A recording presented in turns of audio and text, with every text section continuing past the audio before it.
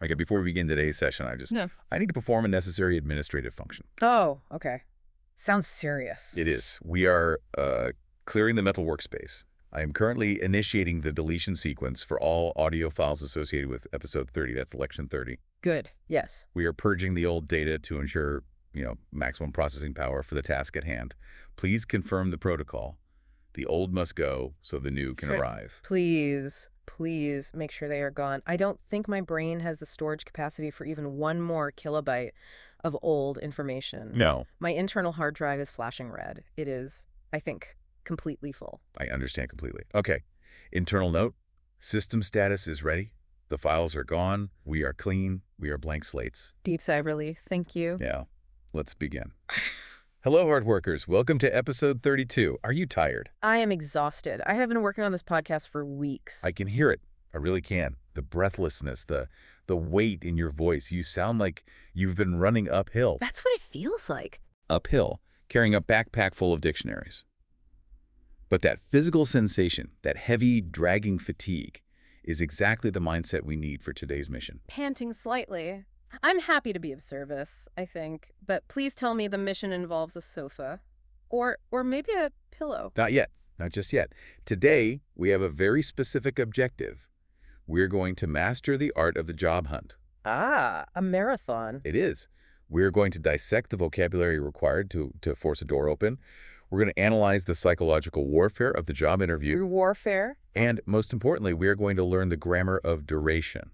We're going to unpack the present perfect continuous tense. Ah, the duration tense, the grammatical structure we use specifically to complain about how long we have been suffering. Precisely. That is its primary function in modern English. Oh, And to conclude our session, we will analyze a tragic case study. I like a good story. It's a cautionary tale about an intern named Bob. But first, let's start at the very beginning. Segment 1, the application phase. The paperwork, the bureaucracy of hope. I hate it. It is. And to get a job, you can't just manifest your presence in a building. You can't just walk in and say, I have arrived. I wish you could. You need documentation. Yeah. You need to prove your existence and your value on paper. So let's talk about the primary document, the CV, or, if you're applying in the United States, the resume. Curriculum vitae. It's Latin, isn't it? The course of life. It is. It sounds so grand, so epic, like an epic poem. But in reality, it is usually just 2 pages of bullet points and slightly exaggerated achievements. It is more than a list, though. It is a filter. Think about the recruiter, the HR manager. Mm-hmm. They are not reading your CV like a novel. No. They are scanning it. Research suggests they spend approximately 6 seconds looking at it before making a decision. 6 seconds. That is terrifying. Just 6 seconds to judge my entire life, to judge my education, my experience, my work. Which brings us to the concept of perfectionism. In those 6 seconds, what is the one thing, the absolute fatal error that can destroy your chances instantly? A spelling mistake. One single error. A misplaced letter. A typo. It feels incredibly unfair, doesn't it? I mean, human beings make mistakes. We are not robots. If I type manger instead of manager, if I accidentally say I was a project manager, does that really mean I am incompetent? In the eyes of the hiring manager, yes, it does. It triggers a psychological bias known as the horn effect. The horn effect. I've heard of the halo effect. It is the exact opposite. If the recruiter sees one bad trait, like a typo, their brain immediately assumes you have other bad traits. It's a cognitive shortcut. Oh, I see. A spelling mistake suggests a lack of attention to detail. It suggests you didn't check your work. And if you didn't check the document that is supposed to get you paid, how can they trust you to check the documents that get the company paid? So it's not really about the spelling, it's about the risk. A typo signals that I am a risky investment. You are a risk. Exactly. It signals carelessness. So the rule is absolute. Check it. Right. Then check it again. They give it to a friend who hates you, so they will find all the mistakes. Laughs weakly. That's good advice. Then check it one more time. No excuses. Okay, so I have scrubbed my CV. It is pristine. It's perfect. But I can't just send it naked into someone's inbox. I need a cover letter. The cover letter. Mm-hmm. Yes, many candidates think this is obsolete now, but it is the bridge. It's your first human connection. I hate writing them. I really do. It feels humiliating. Why does it feel that way to you? Unpack that. Because it just feels like begging. It feels like I am standing on a street corner with the sign that says, "Will work for health insurance." It is a formalized corporate version of begging, yes. Yeah. I'll give you that. Yeah. But the tone is critical. You are not saying, please, I need money. No. You are connecting your history to their future. You described it earlier as a letter with a very specific subtext. Yes. A cover letter is essentially you writing, "Dear sir or madam, please hire me because I am amazing." That is a subtext, exactly. Yeah. But the vocabulary, the actual text must be, Dear Sir or Madam, I have researched your problems, and based on my history, I am the solution. It is persuasive writing. So it is a sales pitch. It's a sales pitch. And I am the product. You are the product. Now let's imagine the paperwork works. The CV was perfect. The letter was compelling. You get the call. The golden call. You were invited to the interview. Now we move from the intellectual preparation to the physical preparation. Right. The transformation from human being to candidate. I want you to describe that. Describe the physical sensation of being a candidate. What are you wearing? A suit. A dark, stiff, slightly uncomfortable suit, probably one I haven't worn in a year. And why do we wear suits? Why not comfortable clothes? It is a uniform. It's a signal. It shows respect, but it also shows submission to the social order. Submission. Interesting word. Yeah. If you wear a suit, you are telling the tribe, I understand the rules and I'm willing to follow them. If you show up in pajamas, you are a rebel. And companies do not hire rebels, they hire conformists. That's a cynical take, but largely correct. Yeah. So you're in your suit, Mhm. the collar is tight, the room is likely air-conditioned, but you feel hot. Always so hot. You walk in, you see the interviewer. What is the first physical interaction? The handshake. The handshake. It's ancient, isn't it? Ugh. It proves you are not holding a weapon. Right. See? Empty hands. But in an interview, it is a personality test. Is it a weak handshake? No. Never. A weak handshake is the kiss of death. It feels like holding a dead fish. It really does. It signals low energy, low confidence. It must be firm, dry, solid. But that is difficult, isn't it? Because your body is reacting to the stress. What is happening physiologically while you are trying to give this firm, dry, solid handshake? You are sweating. Nervous sweating. It is the worst kind. It is not the sweat of exercise. It is the sweat of fear. It is cold and hot at the same time. You can feel a single drop running down your back. Your palms get clammy. You are terrified that your hand will be wet when you touch the interviewer. And you, right now, sounding so out of breath, so fatigued, you can relate to this physical state, can't you? Oh, absolutely. My heart is beating a little too fast. My breathing is shallow. I feel like I am in the hot seat right now, just waiting for the first impossible question. Good. Stay in that feeling. Hold on to that tension. Because we are moving into segment 2, the interview chair. Okay. I am going to adopt the persona of the interviewer. Yeah. I am the gatekeeper. You are the candidate. Takes a deep, shaky breath. Okay. I am ready. I think. Sit up straight. Don't fidget. Okay. Now look me in the eye. I have looked at your CV. It is adequate. But I need to know about your future. Tell me. Where do you see yourself in 5 years? In your chair. Stop. Cut the That's simulation. wrong. What did I do? That shows ambition. It shows drive. It's confident. It shows aggression. Think about the psychology of the person asking the question. If you tell me, the current manager, that you want to be in my chair, what are you actually saying to me personally? I am saying I want to be the boss. You are saying, I want to take your job. You are saying, I am a threat to your security. The interviewer is a human being. They want to protect their territory.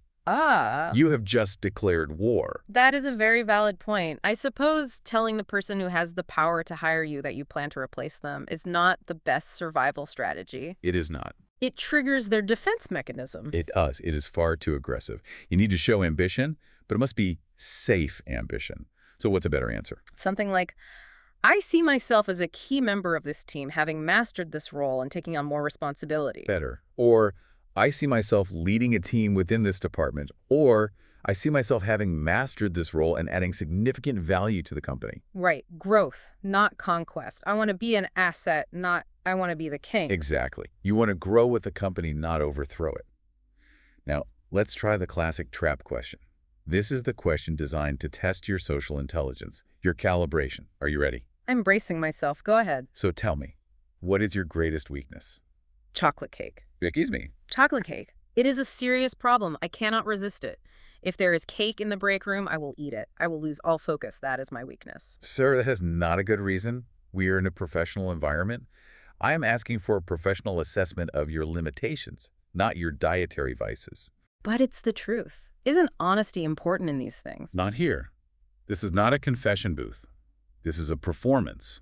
It is a test of your ability to frame a narrative. Frame a narrative? Yes, if you give me a real damaging weakness, like I am lazy or I get angry easily, I cannot hire you. Obviously. And if you give me a joke answer like chocolate cake, I think you are not taking this seriously. So it is a game. I have to lie. You have to perform fake humility. Yeah. You need to choose a weakness that is actually a strength in disguise, a humble brag. The standard corporate maneuver. So I cannot say I am disorganized. Definitely not. Never. So I have to say something like, I work too hard. Yes. Or I care too much about the final product. I am a perfectionist. Sometimes I spend too much time making sure the details are exactly right because I care so deeply about quality. Exactly. See how that sounds? It sounds professional. It sounds safe. It sounds incredibly fake. Does anyone actually believe that? It doesn't matter if we believe it. It matters that you know the script. It proves you are socially calibrated. You're demonstrating that you understand the unwritten rules of the professional world. I see. So not chocolate cake, but I work so hard that I sometimes forget to go home and my family worries about me. Much better. You are learning the dance. Now, speaking of working too hard and forgetting to go home, this whole concept of duration and exhaustion brings us perfectly to our grammar deep dive. The duration tense. The present perfect continuous. This is a heavy tense. It carries weight. It carries baggage. It is the tense of the tired person. It is the tense of the martyr. Let's break it down conceptually. Why do we even need this tense? We have the present perfect simple. We have the past simple. Why do we need this specific, complicated structure? Because sometimes the facts aren't enough, are they? Sometimes we need to express the feeling of time passing. The drag. Exactly. We use this tense to complain about how long something takes. It adds emotional texture to the time. I love that definition. It validates my complaining. I'm not complaining, I'm adding emotional texture. You are. Let's look at the structure. It is a long chain of verbs. It requires 4 distinct parts to function. If you miss one link, the whole chain breaks. Walk us through the formula. Okay, so it starts with the subject. I, you, she, the company. Correct. The actor. Next part. From the auxiliary verb, that's hey, ve, or haze. I have, she has. Simple enough. Next. The anchor. The word been, B-E-E-N. This is the part people forget, I think. It is. I have been. This implies a state of being that stretches out. And finally, the last link. The action verb with INEIOG, the gerund. I have been working. I've been waiting. I have been suffering. It really creates a rhythm, doesn't it? It feels long just to say it. Subject, have been, inkies. It does. It has a heavy, dragging quality. Let's look at usage number 1, duration. This is when we focus entirely on the time. Okay. Now listen to the difference in tone here. If I say, I have waited for you, it is a statement of completion. It is a fact. I have waited. Done. Right. Whatever waiting happened, it is over. The emotion is resolved. It's in the past. But if I say, I've been waiting for you for 2 hours, what do you hear in my voice? I hear anger. I hear frustration. I hear that the waiting was painful and long, and honestly, it sounds like the waiting is still alive in your mind. Even if I have arrived, the feeling of waiting is still happening for you. Exactly. It emphasizes the length. For 2 hours, it stretches the time out. It makes the listener feel the weight of those 2 hours. Like this deep dive recording, we have been recording for hours. Careful. Do not tempt the HR manager. Let's look at another example. She has been learning English since 2010. Okay, that one emphasizes the journey. It is not just that she knows English now, it is that she started in 2010 and she's been climbing that mountain every single day since then, up to this very moment. It honors the effort. Perfect. That's a great way to put it. It honors the effort. Now, usage number 2. This is critical for context. This is focus on evidence or side effects. This is the detective usage. This is when the action might have just stopped, but the crime scene, which is the body, still shows the clues. Right. What a great metaphor. So look at me. Imagine my face is bright red. I am gasping for air. You ask me, why are you red? And you answer, I have been running. Exactly. Am I running right now? No, you are standing still talking to me. But the evidence, the red face, the sweat, the heavy breathing is directly caused by the action that just finished. I have been running. It connects the physical state of the present to the activity of the immediate past. Let's try another one. Why are your hands dirty? I have been fixing the car. Grease on the hands, the smell of oil, evidence of the process. It explains the mess. It is the best tense for making excuses for why you look terrible. It absolutely is. Now, this is where students often get confused. The difference between the simple, The present perfect simple and the continuous. The difference between the result and the process. Yes. Let's use the painting analogy. It is the clearest way to visualize this. Imagine a room. Okay. And Yeah. I'm imagining a room. White walls. If I say to you, I have painted the room, what do you see? I see a finished room. The walls are blue. The paint is dry. The furniture is back in place. The brushes are all washed and put away. The job is done. The focus is on the result. The result is a blue room. Correct. Now change the grammar. I have been painting the room. What do you see now? Now the image changes completely. I imagine you standing there in messy clothes. You have paint in your hair. You have a brush in your hand. There is a drop of paint on your nose. Maybe the wall is only half finished. Exactly. The focus is not on the finished wall. The focus is on the activity of painting. I have been painting. It explains why you smell like chemicals. It explains why you are tired. It explains the process. Result versus side effect. Finish versus process. Simple versus continuous. I get it. You have got it conceptually. But understanding it is one thing. Producing it under pressure when you're tired is another. Uh-oh. We need to fix your grammar, and the only way to do that is through rigorous repetition. We're going to do a drill. Oh no, I am already so tired. My brain is foggy. This feels cruel. Use that fog. Use that tiredness. That is the fuel for this tense. I am going to give you a situation. You have to respond using the present perfect continuous. We will repeat each correct answer 3 times to burn it into your neural pathways. Okay, size. I am ready. Drill me. Situation 1. The weather. It started raining yesterday. You look out the window now, and it is still raining. It has not stopped. It is miserable. Construct the sentence. It has been raining for 24 hours. Good. Again, smooth it out. Make it flow. It has been raining for 24 hours. Louder. With feeling. Complain about the rain. Let me hear the misery. It has been raining for 24 hours. Excellent. I can feel the dampness in my bones. Situation 2. You look sleepy. Your eyes are heavy. You are yawning. Why? Explain it using work and all night. I have been working all night. Again, connect the fatigue in your body to the grammar in your mouth. I have been working all night. One more time. Really feel the exhaustion. It's 5 in the morning. I have been working all night. I believe you. You sound like you have. Okay, situation 3. Waiting. I am late. I arrive, and you are angry. You have been checking your watch every minute. Ask me a question about how long I have kept you here. How long have you been waiting? No, you're asking me that question. That means I was waiting. Oh, right. My brain is lagging. Okay. You were late, so I ask you... Wait. No. If I ask how long have you been waiting, that implies you were waiting, but I was waiting. Correct. The subject is wrong, so let's flip it. If I arrive and I am red in the face and panting, what question do you ask me about my running? Ah, okay. That makes sense. I would ask you, how long have you been running? Perfect. Again, how long have you been running? Once more, with curiosity. How long have you been running? Good. You are getting the rhythm. The have you beening rhythm. It's like a waltz. A very tiring, repetitive waltz. It is a lot of syllables to get out when you are short of breath. It requires a lot of jaw movement. That is why we practice. Now, speaking of duration, and speaking of working for a long, long time without a break, it is time for a story. Oh, is this the story of the intern? Bob. Yes, this is the story of the eternal intern. It is a legend in the corporate world, a ghost story they tell new hires. I want you to read this for us. Okay. And I want you to read it slowly. I want you to feel every single day that passes in this story. All right. Let me take a deep breath. Let me try and channel my inner Bob, my exhausted inner Bob. Here is the story. Expert speaker clears throat loudly. Bob is an intern. He works for free. He started on Monday. He thought it would be 1 week. Just 1 week? That sounds reasonable, doesn't it? A short burst of experience, a little taste of the corporate world? Bob's have been working there for 5 years. 5 years.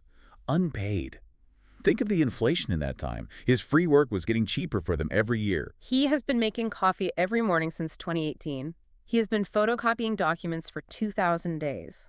A long, deliberate pause. Let that sink in for a moment. 2,000 days of the same Xerox machine light flashing in his face. The same low hum. The same smell of toner. His boss, Mr. Grumpy, simply forgot to hire him. The inertia was too strong. One day, Bob finally gathered the courage and asked, "Sir, when do I get paid?" The big question. Mr. Grumpy looked at him, confused, and said, "Paid? But you have been working for free for so long. Why change now?" That is a special kind of terrible logic.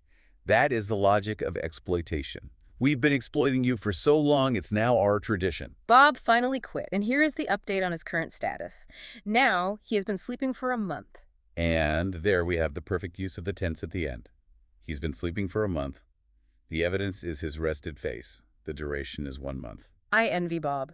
Not the working for free part, that is an absolute nightmare, but the sleeping for a month part. That sounds heavenly right now, just pure uninterrupted hibernation. This story highlights the danger of duration without reward. Bob fell into a trap of his own making, in a way. And this story brings us to some essential office idioms, phrases that capture the result of Bob's tragic life. The first one is definitely burnout. That's what he had. Burnout. It is a buzzword now, but what does it actually feel like? It's when you are totally exhausted from working too hard for too long with no reward. It's not just being tired physically, it's being emotionally empty, like a battery that cannot recharge, no matter how long you plug it in. That's a great description. I feel a little bit of burnout right now, to be honest. My battery is at like 4%. Bob definitely had burnout. Yeah. He was stuck in the 9-to-5 trap, but without the paycheck. 9 to 5, the standard working hours. Although for Bob and for many of us, it was probably more like 9 to 9. And he was trying, in his own way, to climb the career ladder. But he fell off, or rather, he never even got on the first rung of the ladder. He was just stuck on the ground, holding the ladder for everyone else while they climbed past him. What a sad image. And finally, what did Bob do at the end of the story? He decided to call it a day. I love that phrase, call it a day. It's so decisive. It means to stop working and go home, to declare that the work for that period is finished, to draw a line under the stress. Let's call it a day. It is the most beautiful sentence in the English language to a tired person. It promises rest. It promises freedom. We are not ready to call it a day just yet, my friend. We have one final challenge, the ultimate test of your new grammar skills. Oh no, my adrenaline is fading. What is it? Is it another drill? It's better than a drill. We are going to play the job interview game. This is an interactive finale. Okay, what are the rules of this game? The rules are simple. I'm the boss. I am serious. I am strict. And I am not impressed by anything. You are the terrible candidate. I was born for this role. I feel messy and desperate right now. Good. You are desperate, you are messy, and you need to make excuses for why you are such a disaster. And you must use the present perfect continuous to explain your situation. Okay, I have to use the grammar. If you use the wrong tense, you are fired before you are hired. Are you ready? I am ready. Let's do this. Scene 1. You walk into my office. I look at my watch. It is 12:00 p.m. The interview is scheduled for 9 a.m. You are late. The interview was at 9 a.m. Explain yourself. Sorry, I've been looking for a parking space for 3 hours. 3 hours. This building has a 5-story parking garage. Yes. The garage was full, every level. I have been driving in circles since breakfast. I know every corner of this parking lot now. I've named some of them. That is unacceptable efficiency. But sit down. Pause. Wait. Your clothes? They are wet. And is that mud? You are filthy. Why? I have been fighting with a bear outside. A bear? Ooh. In the corporate parking lot. Sir, this is downtown. It was a very angry bear, a business bear. It wanted my briefcase. I think it had a meeting. I have been wrestling with it for 20 minutes. That is why my suit is torn. But I won. I kept the briefcase. The documents are safe. I see. That is unusual. But I noticed something else. Look at me. Your eyes are bright red. They are swollen. Are you crying? Are you emotionally unstable? No, I am not crying. I have been watching sad movies all night. All night. The night before a major job interview. Yes, I have been watching Titanic on repeat. I find it helps with my emotional regulation. I have been crying for 6 hours straight. I needed to release the emotion to be fully present for you today. But I am fine now. Completely stable. You have been looking for parking for 3 hours, fighting a bear in the parking lot, and watching sad movies all night. Sir, this is a disaster. You are a chaos agent.